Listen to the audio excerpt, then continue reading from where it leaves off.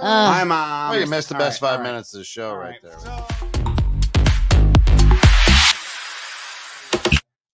Yes, Mom, they are. My values are the exact same. I don't think mine are.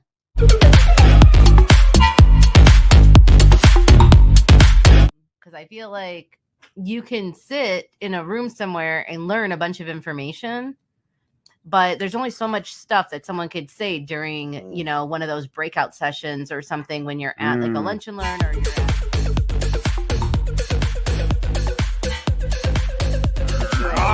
Of course, our good friends at Steph's Bookkeeping, great ribbon.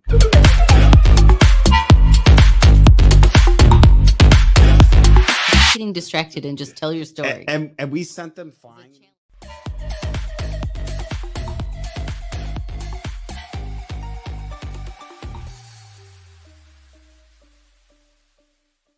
Hi, Mom. How's your soup? Hi, Mom. How's lunch? She must just turn it on and turns it on to say hello, and then now she's going to go back to eating. She's going to go back to her biscuits and soup. But all right, so tomato soup and grilled cheese. Oh yeah, Always. It is the season for that now. That's right. Yeah, what is it? It's cold down there in Arizona. It's 96. Everybody's bundling up. No, I think right now she's in the 80s, but I think next week it's going to be back in the 90s, so she'll be warm again. Glory be. Would feel actually great on my joints, I'm sure. All right, let's talk salaries. What do you make? What do you make? I'm not. It's not. That is not the topic, Joe. oh! I thought we were talking salary. Well, thanks for tuning in. It's how do you determine a salary value as somebody that does hiring? So as an owner that does hiring, or I know that sometimes you guys consult with your business coach that helps you with some of your job offers and things like that. So what goes into your decision on how much you're intending to pay somebody to do said job? And the other point of it is when your back is against the wall, is your salary offer tend to be 10 to 15% higher versus when you have the appropriate amount of time to hire somebody based upon you knowing your numbers and forecasting properly? I think a lot of people tend to make that mistake. Well, yeah. I mean, I think everybody in this room has made that mistake at a ownership level, a manager level. Like, like it would be shocking if somebody in this room or even in our audience hasn't made that mistake and wound up hiring in a pinch and overpaid for the deliverable. Now, so that's my question is, when hiring in a pinch, should you have changed? Should you have gone sooner so that way hired quicker? I don't know. I guess I'm stumbling over words right now, but I feel like if you're able to put together your budgets and your forecasting for the up and coming year, and based upon your ideal growth path for the company, you know that when the company hits said point, you're going to need another body. So by you creating this stuff in advance and then pulling your numbers and monitoring the budgets versus actuals, you then should be able to, in theory, not be in a position to hire in a pinch. Right. But that's also not reality, because sometimes you're projecting like a slow grow and then all of a sudden like boom. Like atomic bomb goes off and now it's all hands on deck. Yes. So to me though, let's stick with people that plan. Most of not of us, right? Or most of not. Well, I plan because that's my whole job. You do, right? Correct. Pretty much. Right, yeah. But how many people do, right? Well, I mean, I'll just say it. Like, I'm the landscaper with the dead lawn because, like, I can plan and forecast and whatever, but then I'm also in the trenches and I sometimes miss the boat sometimes. So I'm guilty of it, even though I would consider myself a bit more of a planner. Okay, but you plan, then you got to get it done. But so most people, I think, don't really execute 100% their goal to get proper hiring and proper planning and proper everything to make sure the business is successful at certain rate, right? Right? Most people just are going to miss something here or there. Yeah. So to me, that's like, let's talk about the other side of the coin. Well, so like when you guys are looking to hire for a laborer, okay, I don't know what all goes into like the interviews and the skills assessment and all of that when you need somebody to do like tear down or throw away. Like I feel like it could be a quick decision. Do you have good knees? Do you have a good back? Do you have reliable transportation? Okay. Like here's a orange vest. Let's get in the truck. You would think it would be. You would think it would be, but that's also an hourly position. That's not salary. I mean, I'm just saying, like when you're putting like a rate on that person, I feel like you could make a faster decision on that for an entry level employee. Totally. So I feel like you have that, and then when you get into your salaried positions or your middle level management positions, do you guys, how long and how many interviews do you require of somebody before you make a decision? Usually 3, maybe 4 interviews. Okay. And a lot of meetings behind the scenes. And do you make people do, because like I've been talking to my brother and my sister-in-law actually about this topic, and in the last couple of years when they've been interviewing and job hunting, they have to do these like insane presentations on real life things that could happen. Like the other week or whatever, someone I know had to do I haven't been hired in a while. Yeah, they had to do like a whole PowerPoint presentation on developing and starting a call center from scratch and how they do it and the processes and all of that. And I feel like that's like job. Starting call centers, like a manager in a like a manager in a call center environment and whatever. And so they want to, but it's a newer company that's developing, and so it's kind of like a team effort, and they want to make sure that whoever they put in that position is a self-starter and knows how to do room to grow as that well, can grow as well, right? So. That they could just hit the ground running and like boom, they're got like a plan. But I feel like that's like a lot to ask somebody in an interview. So I think it is too. So I think that a couple of things you got to hedge is, where are you at in your business, right? So Aegis Solutions right now is really we're just 2 years in. It's still in a startup mode, right? And we need a project manager, right? Mm-hmm. So we put together a project manager thing, throw it out in Indeed. Right. But what we have to do, because of where we're working, we have to take a look at what union scale is. We've got to take a look at what non-union scale is. There's things out there that you can figure out what to pay somebody. Well, yeah, but it's also feel. It's got to be a lot of feel, because I'll feel a lot. You know, you've both had this. It's like, yeah, no, I've got a lot of experience, and you're like, where? You know, they come in. Well, my dad was a project. There's something, there's something weird. But that's also a point. Oh, your experience comes from a family business. Different.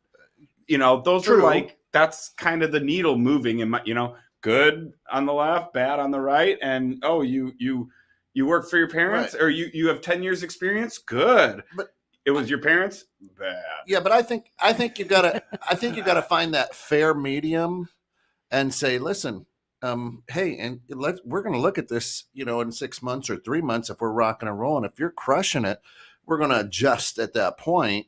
And that's the job offer letter, right? But I think a lot of people with that salary just go, all right, here's what I think I'm going to do. I'm going to pay you. We're going to salary you out for a project manager at $125,000. And that PM is going to go, yeah, I need 175. Just because you gave them one number, they're going up. Yeah, exactly. Right. Why not? And do you go, well, we'll give you 125. you know, that's where the thought goes into salary. But to me, that's if you are doing your interviewing on point and not late, you're going to have multiple candidates. Of course, it's always going to be the first person you can pick, right? Sure. Eric says he has 10 years management experience at Circuit City. That is so much. So that right there goes bad. Bad. But like, okay. And you want to be my Teflon salesman. So when you Kirby's. So I have gone on like Glassdoor.com, Indeed.com, like like the city state websites, like all these different websites on like average salaries for bookkeepers, and I've narrowed it down to average needed income for McHenry County for a single person with no dependents or a single person with dependents, or like I kind of have looked at it to make sure, because for a little period of time, like I put usually like about, if it's an hourly position, I usually have like about a $3 to $5 swing on like how much like the range of what we'll pay out. But like, I don't know, there's like, and then we weren't getting any bites or anybody calling. And then I was like, oh, well, is my wages too low? And then I'm like, well, I'm like looking at like the cost of living prices, and then looking at all these things. And then I created my own resume. Well, because like on Indeed, you're paying like, $15 to $20 a pop every time someone clicks on it. It's thousands of dollars by the time you're done with it. Yeah, it's a lot of money. And like other websites are worse. Carrie will fill you in on that. That's a Carrie question. Yeah. I mean, like So I started looking at all the different things and whatever to make sure that my salary or the hourly wage that I was offering was competitive. And I even went and like started to pretend like to look for a job as an employee for other accounting firms or bookkeeping firms offering similar job roles, just to kind of see and get a feel for it, to see what my competition. Yeah, I was in the realm, but I guess I've come to realize that like it's like bookkeeping is just not like a career, I guess, that people chase down. There's the internet. Nobody reads books anymore. So it's just not like people don't chase down. Like, I mean, our accounting industry as a whole has less and less people going into that industry year over year. Right now, I think we're at like probably one of the lowest points, like of people coming out of college with degrees and going into accounting. Right. So it's just, it is what, you say that until you need your taxes done, Joe. Then you're like, why is everybody else booked up? Why is the IRS cars over there? So many IRS cars out there. So it's just, That's right. The IRS doesn't have as many people either. So we're going to start skipping under the radar at some point. Yeah. Well, I feel like, I don't know if it's like my overwhelming feeling that I was being like rejected by people not applying for my job ad. Cause I'm like, oh, I feel like I have such a fun company to work for, and we have a good culture and all these things. And then so I'm like I felt like rejected. So then I started doing this like deep dive down a crazy rabbit hole, looking at all of those other factors and things. Oh my God, Eric. All right. Maybe they saw your workstation and assumed their desks would be fun size to match Steph's. I can't even. I snorted. That's got to be the funniest. That's funny right there. I'll tell you that. That's funny right there. Oh my God. So that was great. So do you offer? If you're out looking you're on Indeed, do you ever go and try and recruit people so that way you get green people instead of experienced people? Well, we've had way better luck with hiring green people in the bookkeeping space versus hiring these alleged veteran people. Like whatever. Like, I'm not saying that what I do is 100% the best and only way to do bookkeeping and accounting, but to retrain somebody on certain things, shake bad habits, is like, it's impossible. Like, it's just, I agree. It's not a mountain I'm willing to climb. I can't teach somebody how to swing a hammer a new way if they are, doing it from their elbows. Right. I don't know. right? Yeah. Yeah. You're right. No, bad habits are hard to break. So it's just a whole thing. So I don't know. So we created a scale at our company where if you have this skill set, you'll be paid within this like $3 an hour range with this bonus structure. Okay. And then if you develop these skills, then you'll move into this salary range with this bonus structure and so on and so forth. We have four categories, and then the final level of Jumanji would be CPA. Yeah. So Jumanji? mhm, That's the game you wanted to insert there? yeah. But again, Okay. Fair enough. It's always a shitstorm, and you're stuck in there until you scream. but again, for all of our listeners who are like in Iowa or in the middle of nowhere, they don't think quite as hard, and you know what I mean. And hey, you can work remote, and now here's your salary. You know Right. what So, I like, mean? if I was hiring somebody, so like in McHenry, Yeah. I think an average bookkeeper, I would say, is between like, I've seen anything between $17 and $27 an hour. Okay. For job ads. Screw That you, is- Derek. I told you, bad habits are hard to break. I stick by that. So, like anywhere between $17 and $27 an hour. But then if I went up into, we'll say, New York, who has a Right. higher cost of living than McHenry, McHenry. the price per hour for bookkeepers is different. It's in the Right. 30s. Right. So when you But you are a also company, charge more if you live in New York. in theory, yeah. as But a if bookkeeper. you're your rates are higher. yeah, but I'm just saying, if my business is based here in Illinois, I charge the rates that I charge for clients Mhm. nationally. If I hire somebody in New York, then as a remote employee, in order to get people to bite on my job ad, I would have to adjust the salary offer to account for their region Yeah. I don't think of so. their cost of living. Oh, absolutely. I don't think so. Yeah. Yeah. I'm sorry you live there. Well, that doesn't. I'm just saying, like, what? I'm just saying when, What? like, No, but I for don't- me specifically, I'm starting to run into a shallow talent pool for certain skill sets, and I'm going to have to start branching out into other regions of the Yes. U.S.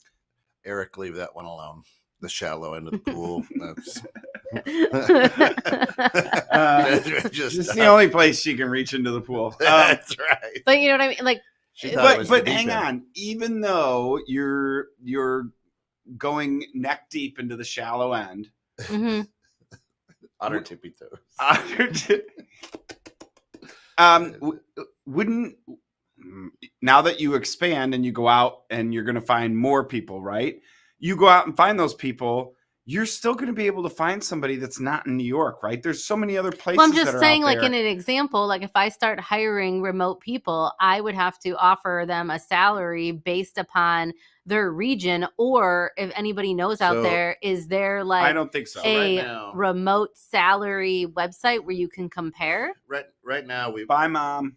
can you lower the salary? If Oh, they she's live in retiring poor soon. locations? Yeah. Thank you. See? No, you can't. Yeah, you can. No. You can pay fair wage for that area. Yeah, because like when you Absolutely. have a national But- company, like, okay, so where my mom works, that's a national company, Right? and their wages are based upon region. Right. So when but I they don't work remote. when I No, but like, when I that's- worked, but they do the same job though. when I worked for Nope. Amcor Bank. When I worked for Amcor Bank and I worked out in I lived out here. I worked in Rockford. My pay scale was different in Rockford than when I got transferred out here. Yep. Mhm. I got an automatic adjustment. Yep. And it automatically went up. But that's because you're required to be on site. I was out in Rockford too. I drove out to Rockford every day. I lived in the suburbs here, Right. but I drove to But- my office was in Rockford, and they paid me less in Rockford. Right. And then when I came out here There, to see? Woodstock, My aunt says there too. She agrees too that the government pays based on location of the employee. So Right. yeah, if you live in if you're living in, we'll say McHenry, and if your office is I'm in not- I'm not McHenry, saying it's right or wrong. I'm but just telling you what I would do. but if you work in McHenry but live in Chicago, your pay is going to be based upon McHenry, Right. not Chicago. And Chicago pay is different than McHenry pay. Right. But because that city life is. I'm going to say that's if you have to report to that place. That to me is the difference. If you're required to be at some certain location, that's what you should get paid for. But if you're working remote, then what? You think everything's based upon home base? If the company's based in Illinois, then that's your wage? Working remote, yeah. But yeah. I feel like that's no different than if they had to report to a site. Nope. Why?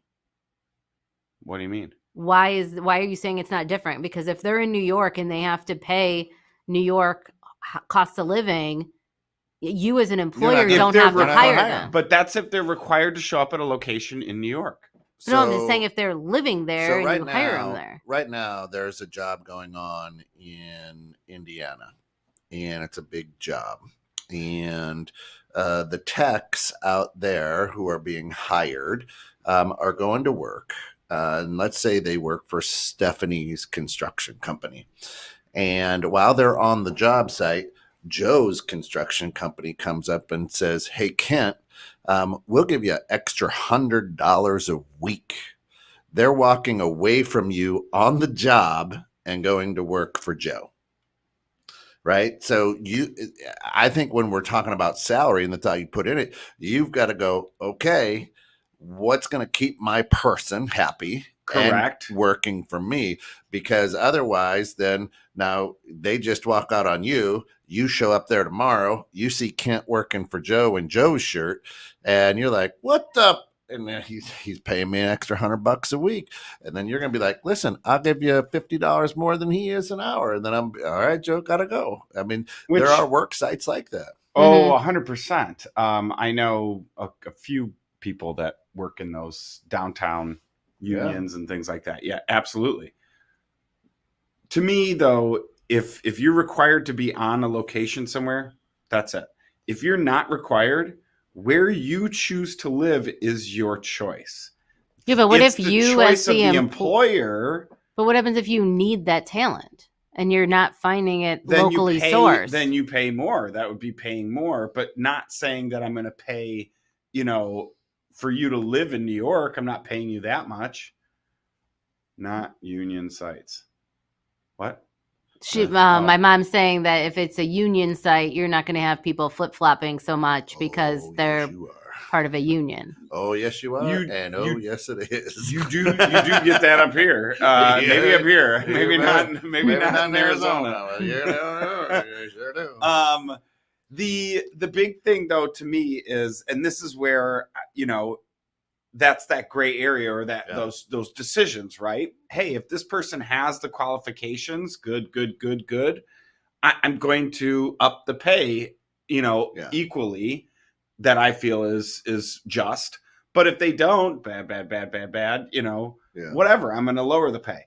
But at some point, I'm going to make them an offer and say, this is what I'm willing to pay you. They're going to come back, say, I want more. Great. Here's a happy medium. What's your threshold as an employer before you're like, no way, there's too much of a gap? Because Kent's example, depends on the position. Yeah. I don't know, with Kent's example, or 175. I feel like that's way too big of a gap for me to even counter, because I feel like the performance I'm going to get out of that person is going to be shit. If they're like, fine, I'll take it at 140, but they really wanted 175. To me, that's a lot of money. That's like that's like your mortgage. That's somebody for the whole year. That's somebody else's Depends salary. on your house. But I'm just saying, that's right. That's somebody else's salary. Right. 50 grand. Right. Yeah. So, but I'm just Fair point. At what point, because I've gotten scared before when there was just too much of a gap where the meeting in the middle for me just made me feel concerned, because it's like, if they feel their value is 175,000 and I'm offering them the 125 and they come to work for me, are they only going to produce up to 125,000 versus the 175 they feel like they're valued at? So I have these 1/7. No, you're going to remove 2/7. They'll be So I'm just saying, like, it just 5/7 production. So there's it just Sorry, that concerns hurt my me brain. at like a point, like as an employer, Well- like what gap is too big before you're like, well, shit, like. So this morning, after the grounds, Steve and Drew and I were talking kind of about this same thing. And Steve, of course, is he's in the service industry, in the bar restaurant industry, Mhm. and he was talking about giving the bartenders a percentage of the take, to stop stealing and overpours and things like that. Is that something you guys have ever thought about? Like, you got that person who is, like you said, you're negotiating a pretty decent. You're like, man, it's just too much. However, man, if we can be efficient, and it might be different with Well, bookkeeping, that I but- was thinking the we same have- thing. That's like we have like incentives. Well, we Yeah. have a quarterly bonus package that's offered to the Yeah. employees and it's based upon their efficiency and variance rates. Yeah. So if their efficiency, meaning billable hours versus hours worked, is above 75% Mm.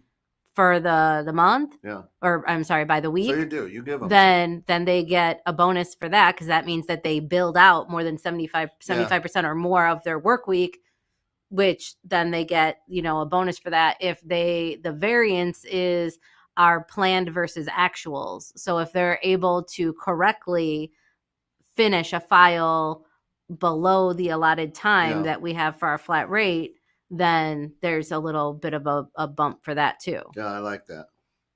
So it's similar. Yeah, but, yeah, yeah. I like that. Incentives. That's how I would combat somebody coming at me with a 50 grand more request, right? Well, let's if you want that much, it's not that I'm not willing to do it. Mhm. I'd love to pay you that much, but you got to earn that. We do like a 90-day plan now. We started doing that where, like, if we have like a difference, not $50,000 difference, but like a $10,000 or $15,000 difference. Well, that's percentages. You're not paying a Right. six digit salary, are you? Not currently, no. No, that's what I'm So, saying though. But is if that's- we do, A 7, but not a 6. but if we Mama's do, bringing home the money. if we do so if I hire you and you, like, so if I say I'll give you 65, but you wanted 75, okay, then I will give you an action plan in the hiring offer to get you to that extra $10,000, and it would be up to you at what speed you hit that. Mhm. But we can put together a plan where if you show this skills and you can execute on these said skills that I 100% need off my plate, Right. I will gladly, that then is worth, if you can execute, that is worth the 10 to 15,000 more. That's what I'm saying. Yeah, but I'll put it in my offer letter that the first 30 days you'll be at this, and then if you develop these skills, you can move to this pay tier after that. How often do you think, or what do you guys think about if your offer letter goes out and somebody else, and obviously people are looking for a job, or the person that you're talking to might be looking for a job. So what if they have multiple and they come back to you like, oh yeah, like that, this person offered me more, but I'm going to go that route. I just wanted to see what you had to say, or something like that. Like people have come back and smacked me in the face with a response, and I'm like, I always say, good luck. You're like, well, fuck you. I didn't want to pay you that anyways. Right. I mean, the people if they who produce, I'll pay them. I don't care. The people who played that card on me, I'm like, good luck.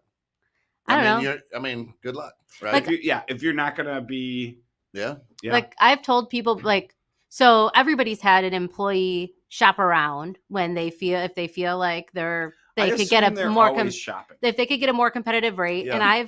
And we're pretty open in my office. So like I shouldn't have said that. Sorry, hang on. I should correct myself. I don't assume they're always shopping. I assume that great employees are always getting recruited. Yeah. By Right. somebody else. Mm-hmm. No matter the position, they're always getting because you're recruited. Poacher Joe. That's why you feel that way. I'm not saying that. You lose them. You lose them how you got them. That's what happens. I assume that shitty It's called employees karma. are always looking for work. Yeah, I mean, yeah, because they never. They're They never always- happy, and they they have- know they're always at the bottom. Shitty employees stick around for as long as you'll pay them. That's true, too. No, I think shitty employees look for other I guess things to the move on and shitty- be shitty at. The shitty employees that have an ego Yeah. are shopping. The shitty That's employees that like to ride the Oh, train yeah. or ride it until it bucks them, Man, they it's will like- stay on that. It's like dog poop in your cleat. You can't get rid of it. But I've told.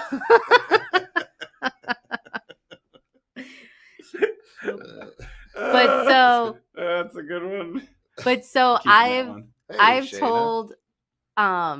told employees before that if there's something going on, you're dissatisfied with something within the company and you happen to shop, but you really don't want to leave, but you just feel like my salary that I'm offering or a benefit that I'm offering is just not competitive in the open market, and you have an actual offer letter from another employer, Yeah. I'll look at it and make sure we're Yeah. comparing apples to apples.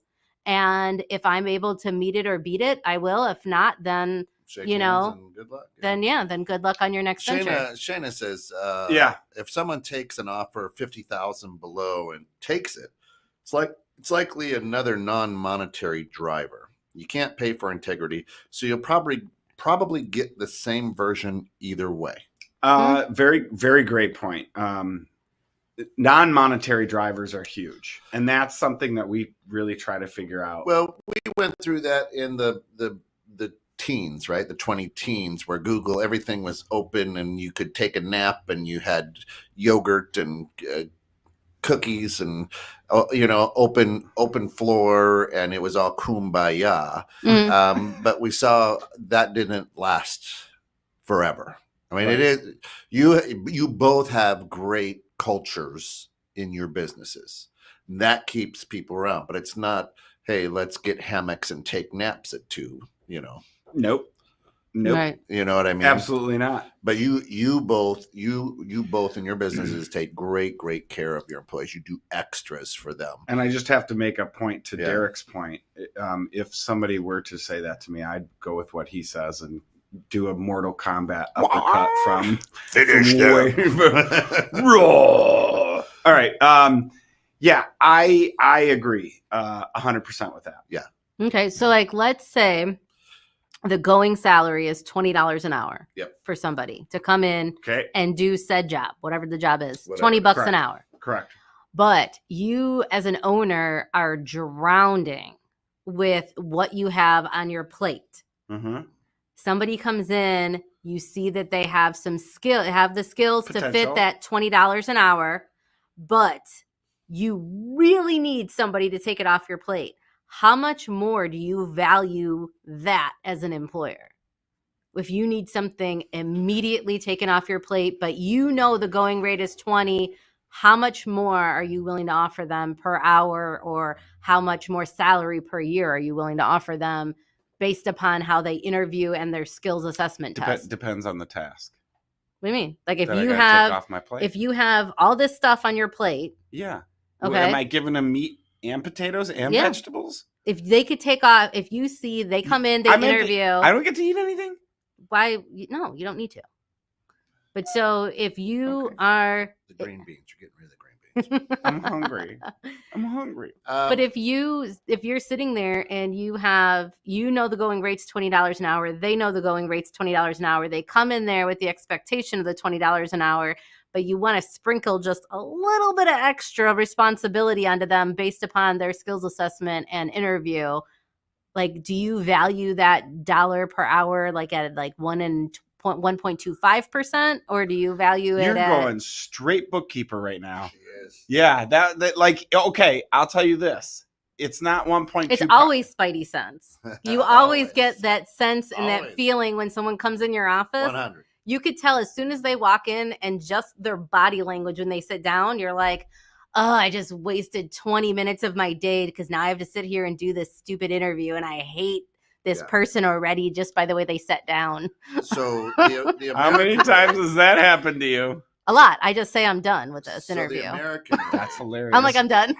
when my last job, they used to bring people into the office for the interview, and if that happens, if they walk in and they just, you know, the vibe, right, that they're not going to make it, they go, all right, great, so here's this so and so is going to give you a tour of the office, and then they tour them around the office and they kick them out.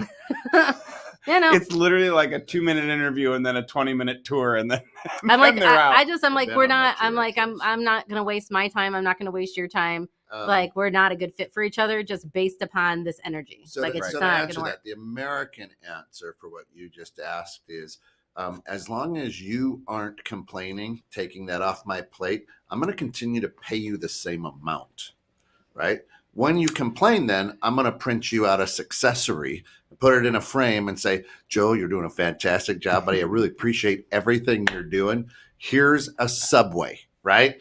And I get him a sandwich, and then Joe goes back to work. He's like, yeah, I'm appreciated.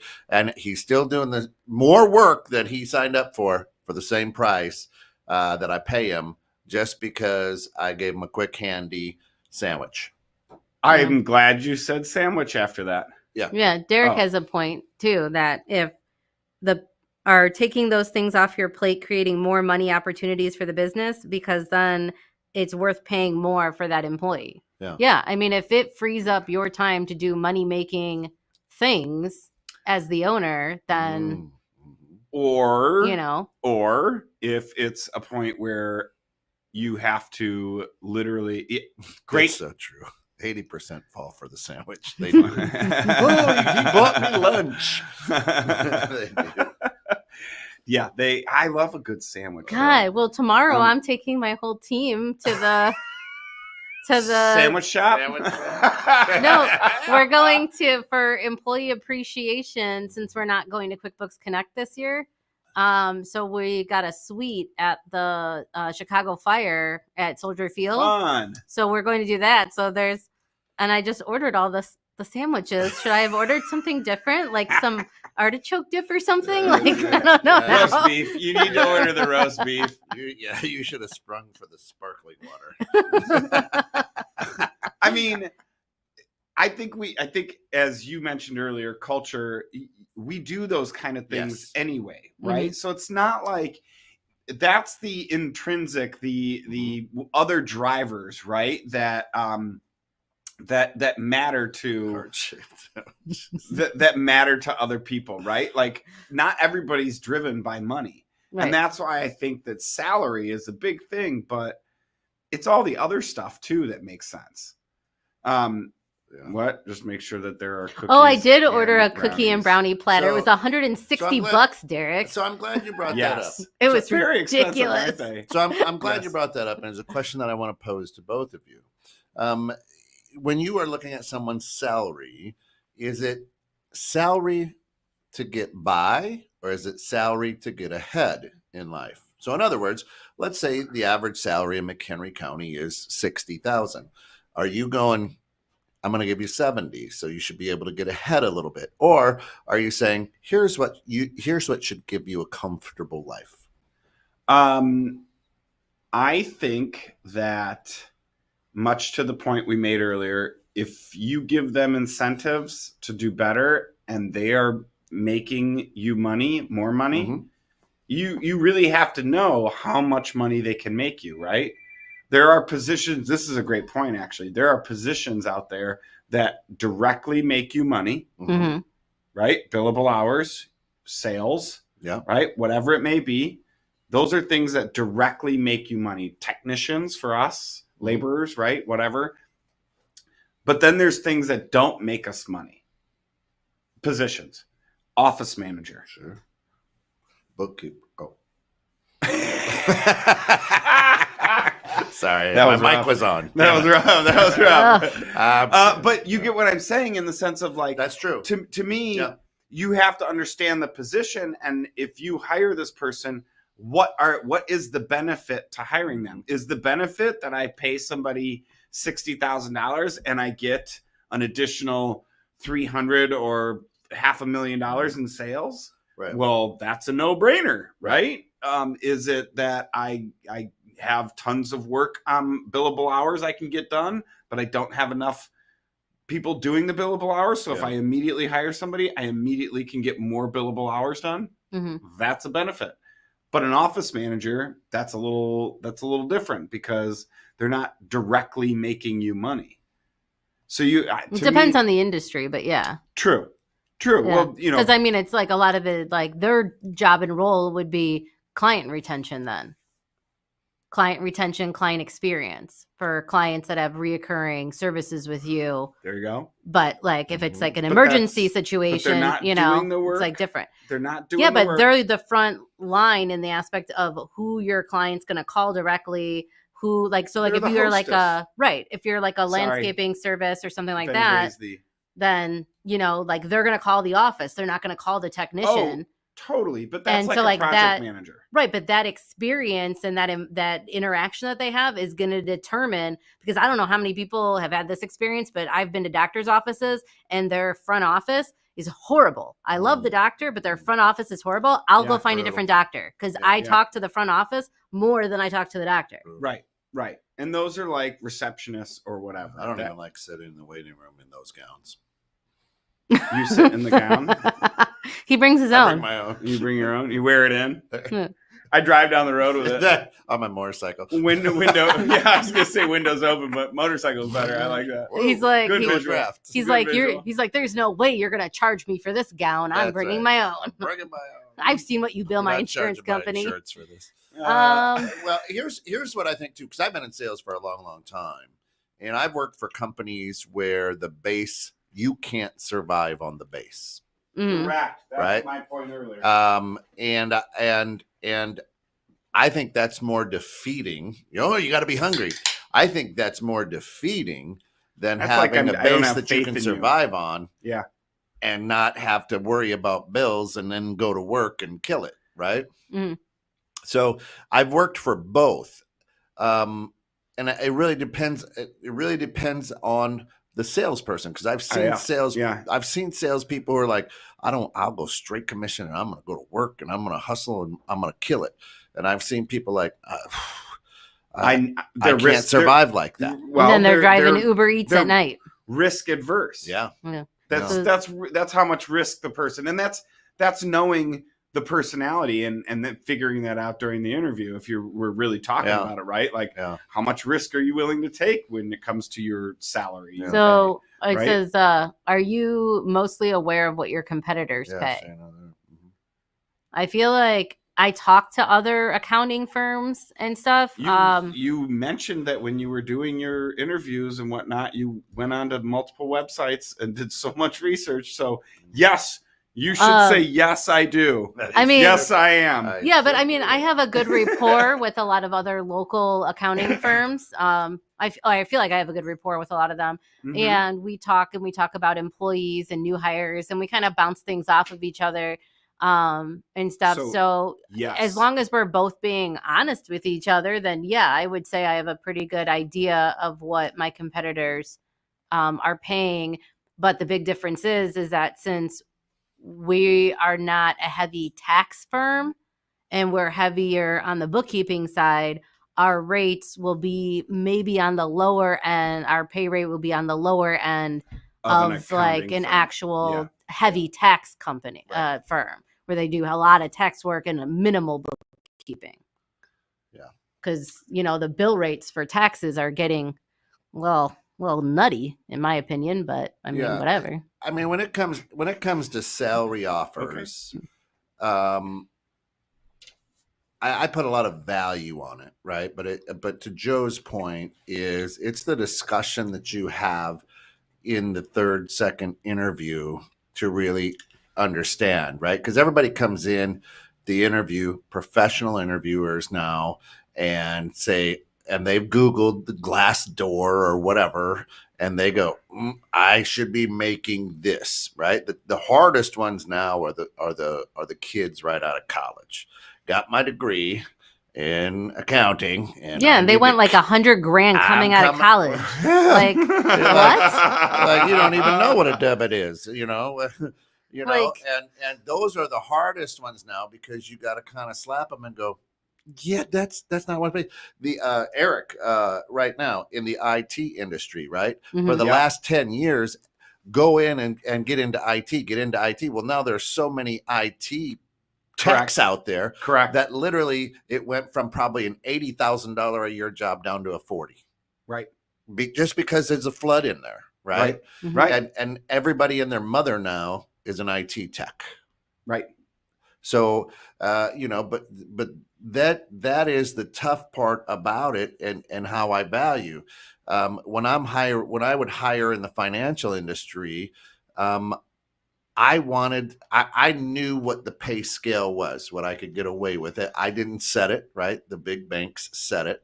But if Joe, you came in and this is just the way I did, and you had some experience and you and I hit it off, I'm going to pay you more than another guy, let's say Bill that comes in, Right. doesn't have quite the same experience and was kind of a jerk, but I'm like, I need him. Right. Right. So with that, what drives you to, is that like literally the meter I was talking about? Like good, bad, Well, in the financial industry, good, yeah, bad, because but any industry really. And you had resources from big banks, you Right. say, because right. big banks are out there. You may not have been a big bank, Right. But I always you had to knew- justify my Correct. offer letter with HR. Hey, you gave Joe $7.25 an hour. You gave Bill $6.95. Right. And then I would have to justify why I did that. Well, Joe's coming in, he's got his master's in banking. He's got 2 years of, this, that, or the third. So I always had to make sure I could justify the difference. Right now, if I gave you $7.25, because Steph is a woman, I would have to give her less because that's what we do in America.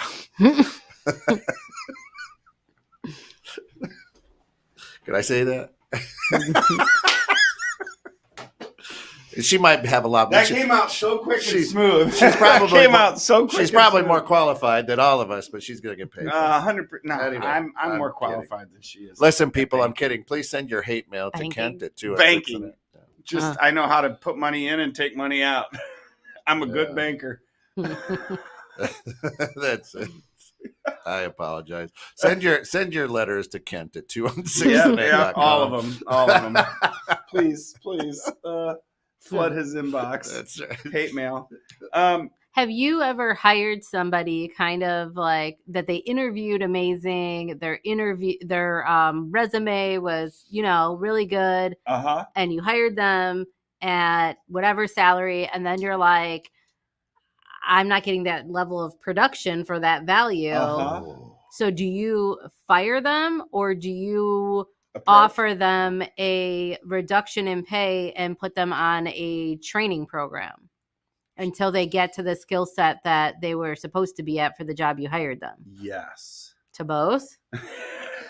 It depends. I think it really just depends on the human, right? What are we hiring for?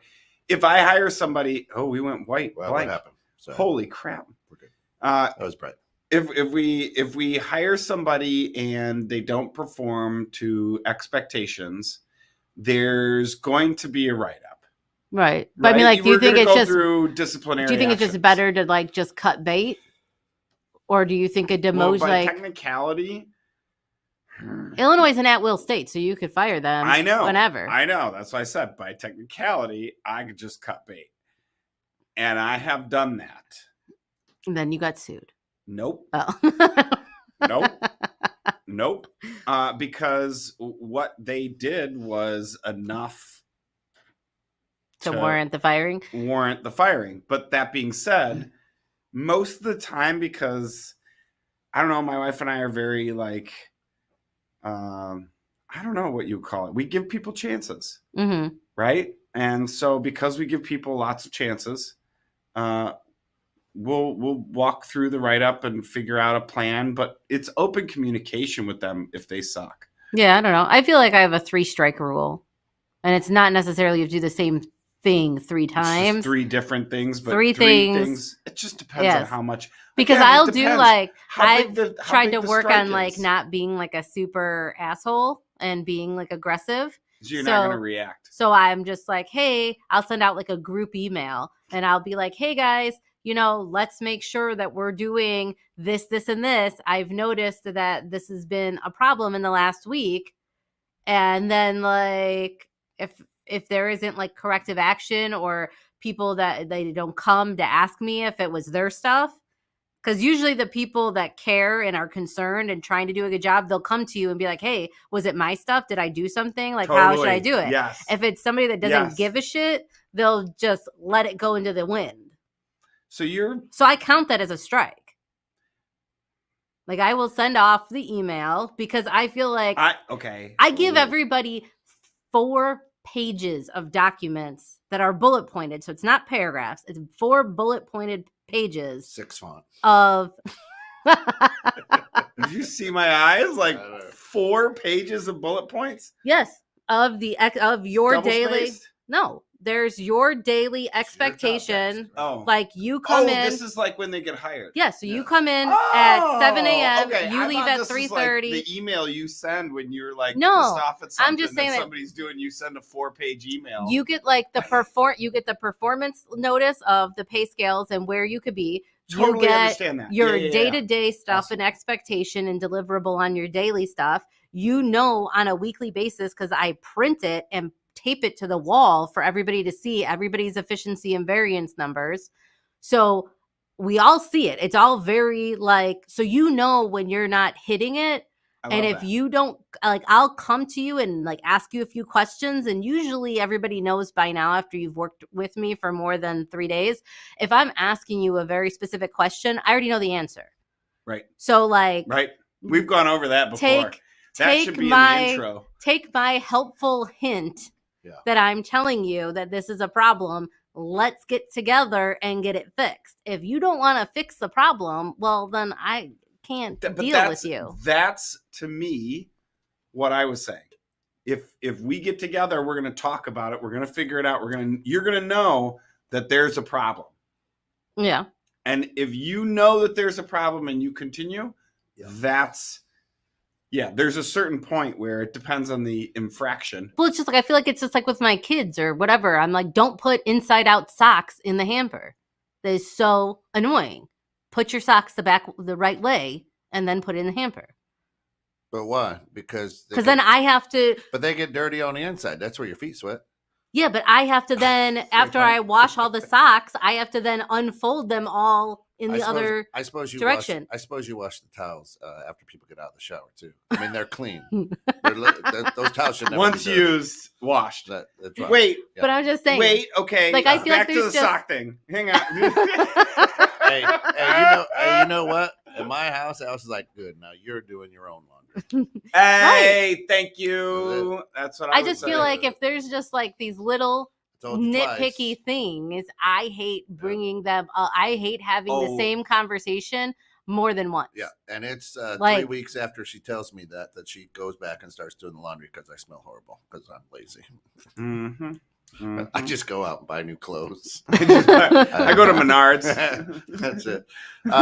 With those people, like George Thorogood said, in 1 whiskey, 1 scotch, and 1 beer.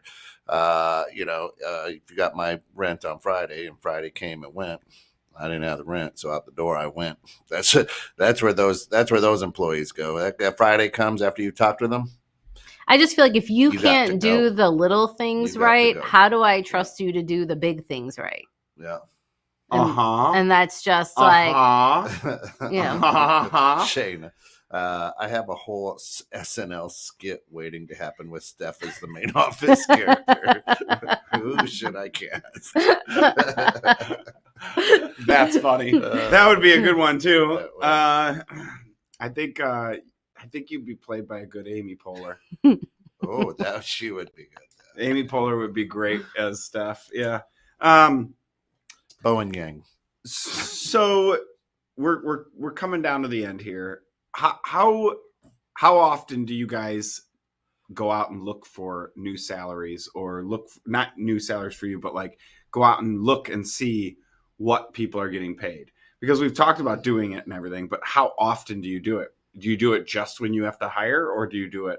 And then we're going to end the show. I would say mostly it's when I'm about to hire again, unless somebody brings it to my attention. Because, like, I don't know, probably like a year and a half ago, I had an employee bring it to my attention that the going rate had changed for new hires, and they would technically be underpaid for, you know, when all that inflation and everything was happening. Thank you. That was the point I was trying to. So we then adjusted everybody's base salary by $2 an hour to adhere to whatever for the inflation for the going rate for the job role.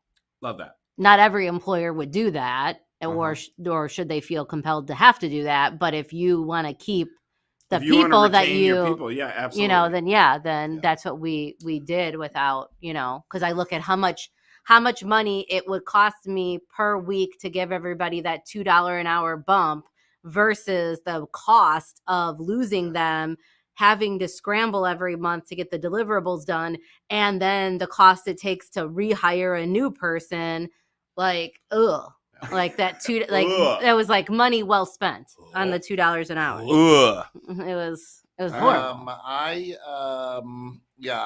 kind of keep an eye on it, and then there's value to or from, I think. And again, it kind of goes back to what Steph said earlier: is how much are you taking off my plate, and what Derek said too, to help me generate more money, right?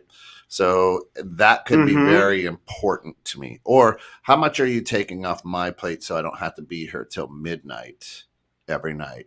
And that could be very important to me. So I keep an eye on it. And y'all know me. I'm not the typical one once a year raise or whatever, right? Hey, if you're slaying it, you're gonna get the bump in a month, two, right, in the middle of the year, whatever. We're not just waiting for the mid-year or the end of year review. Right, bonus, end of year bonus, right? That to me is a bonus. Right. It's not. Yep. It's not what you should get paid. I'll give you that 3% cost of living increase. Yeah, I do random pay increases or what. Like ours for our technicians, ours are very easy because they can come in at a certain level. Yeah. But then as they get certified, or if they come in already certified. Then they get those. So each certification or each thing they get gives them a pay increase. But I like that too, though. To Steph's point, is I'm bidding out a job. I know what our spread is, and if I say, hey, the job's going to take 9 hours, and we can get it done in 6 and make more money, you share that with people. You know what I mean? Yeah. I like that actually. That point. There's certain things that I took from that. That is what I learned today. That's what she learned. Is that Steph has a certain? She puts them up on the wall. Their statistics, if you will, up on the wall, and that to me is something that I like. The fact that everybody can see it, everybody knows. Well, Rich does it too at where he works. Like with all his technicians. So they have like the service technicians, the repair technicians, and then I think some other category. And all the guys could see it. And they pay out a $250 bonus for the top performing truck every week. And all the guys see it. They know. And it's like a point system based upon how many jobs they do, how many customer reviews. Like the customer reviews are worth 6 points. Yep. And then ours are just whoever gets at Aegis. The last 2 months, employee of the month has been scaffolding, because we bought some scaffolding and the GC has been renting it out from us on a job. It's paid for itself like 4 or 5 times now. It is the best revenue earner the company has. That's sad. So I took a picture and we put it and put the scaffolding up. It's awesome. I drove back from northern Wisconsin today, and on my way back, I stop at a gas station and I walk in, and they have a camping chair with a skeleton, and it's got a T-shirt of the gas station, whatever, and its name tag says Bob. Oldest worker here. And everybody kept asking about Bob. How's Bob today? And it was like hilarious. I assume Bob's an actual guy and they're just making fun of him. Probably. But yeah. All right. That was my stupid story. What'd you learn? that I think go down the rabbit hole a little bit deeper than some people when it comes to the salary determinations. You do? And also, you guys both looked at me the same way when I said the thing about the inside out socks. So now I feel super judged, but whatever. I'll tell you this. I will never judge somebody about their socks, but if my kid wouldn't flip their socks right side out, I would wash them the way they are, and I'd dump all their laundry in to the basket, and I'd hand the basket back to them unfolded. In fact, that's actually what I do. That's how Alice trained me. I've never folded their laundry. I've folded it maybe like once or twice. Carrie used to fold it a bit, but like, no, once they got old enough to fold their own laundry, it's like, no, you fold your own laundry. They now are even doing their own laundry. So I learned that about you. You're a real mom. What do you mean? Well, Gavin does his own laundry. Here's what I learned. You just got defensive. Gavin does his own laundry. You just got defensive. Eli's getting to the age He's where 29. He should do his own laundry. Oh, God damn it. Right? Listen. Gavin does freaking hay. Right? He's a goddamn adult. Right. He should. That's what I'm saying. Like, I don't understand.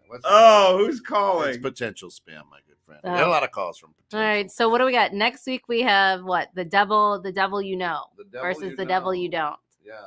I feel like that will be a good transition to the last like 7 minutes of today's talk. for Halloween, the devil you know, as opposed to the one you don't. Then November 1st, we're going to come in. If it ain't broke, don't fix it. All right. Let's talk about. That'll be a fun Let's talk about an RV. 11/8. Then youthful ignorance versus veteran experience. So a lot of good things coming up here in the next couple of weeks, which is good. When we started putting this list together, I was like, "This is going to be a good run." This is a good run. There are some blind spots, training, sports and sales, leveraging. I mean, this is a good list. Sports and sales. That's the only one I got to talk. We're hoping that it's kind of like we like doing finishing strong for the end of year wrap up and get everybody thinking about their plans and goals for 2025. I mean, we definitely ought to do some kind of like food or something right in the holidays. A little taster, some kind of like a potluck. Or like the taco challenge. Remember the taco trying? Everybody submitted a taco. I mean, I would love to do that again. Those are so much fun. Your best Christmas dish. Okay. Yeah, because we can't get like or Hanukkah. A whole honey baked ham. All right. Or well, I mean, like Mary Shep did the Thanksgiving dinner that we did on air that one year. Yeah, it's true. And that was fun. So that's true. All right. Okay. Well, I guess everybody have a good weekend. Thanks for tuning in. Hopefully, you hire people at the right rate. Yeah. And if not, good follow up. And if not, great closing line. Good luck. Yeah. Go fuck